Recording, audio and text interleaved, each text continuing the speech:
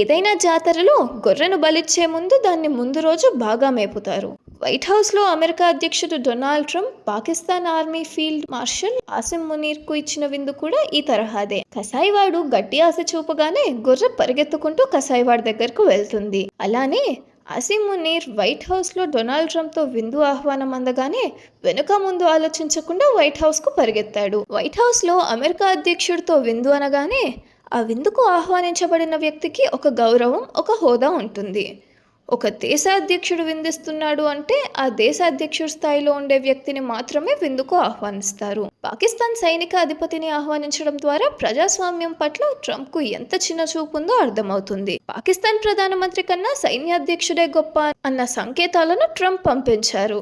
ఇక బక్రా ఆసిమ్ మునీర్ను విందుకు పిలవడానికి ప్రధాన కారణాల్లో మొదటిది, ఇరాన్ ఇజ్రాయెల్ మధ్య జరుగుతున్న యుద్ధంలో అమెరికా కూడా పాల్గొంటుంది అన్న సంకేతాలు అందుతున్నాయి. పాకిస్తాన్ ఇరాన్కు మధ్య 900 కిలోమీటర్ల సరిహద్దు ఉంది. ఈ యుద్ధంలో ఆ సరిహద్దును ఉపయోగించుకోవడం కోసం ఒకటి. రెండవది, ఇరాన్ సరిహద్దులకు దగ్గరగా ఉన్న పాకిస్తాన్ ఎయిర్ బేస్లను ఉపయోగించుకోవడం. మూడో కారణం, ఇరాన్, పాకిస్తాన్ రెండు ముస్లిం దేశాలే కనుక ఇరాన్కు మద్దతుగా పాకిస్తాన్ రంగంలోకి దిగకుండా కట్టడి చేయడం. ఈ మూడు కారణాలతో పాటు ట్రంప్ కుటుంబ సభ్యులు 60% వాటాలు కలిగిన అమెరికన్ కంపెనీలు పాకిస్తాన్లో వ్యాపార ఒప్పందం కుదుర్చుకోవడం, పాకిస్తాన్లో లభించే సహజ వనరుల మీద ట్రంప్ కుటుంబం కన్నేయడం, ఇలా అమెరికా స్వార్థం, ట్రంప్ కుటుంబ వ్యాపార అవసరాలు రెండు కలిపి పాకిస్తాన్ను అమెరికాకు దగ్గర చేశాయి. అందుకనే ట్రంప్ విందు అనంతరం బ్రేవ్ మనీ తేపుకుంటూ ఐ లవ్ పాకిస్తాన్ అన్నారు.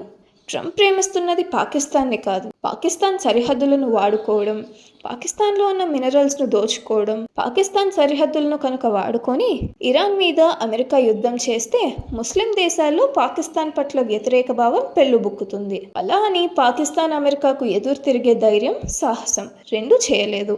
ఎందుకంటే పాకిస్తాన్ ప్రస్తుతం తీవ్ర ఆర్థిక సంక్షోభంలో ఉంది, అంతర్గత సంక్షోభంలో ఉంది.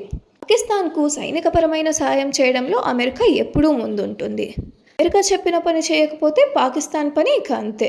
కరవమంటే కప్పకు కోపం, వదలమంటే పాముకు కోపం అన్న రీతిగా తయారైంది పాకిస్తాన్ పరిస్థితి. చూద్దాం, ఈ విషయంపై ఒక వారంలో స్పష్టత వచ్చే అవకాశం ఉంది.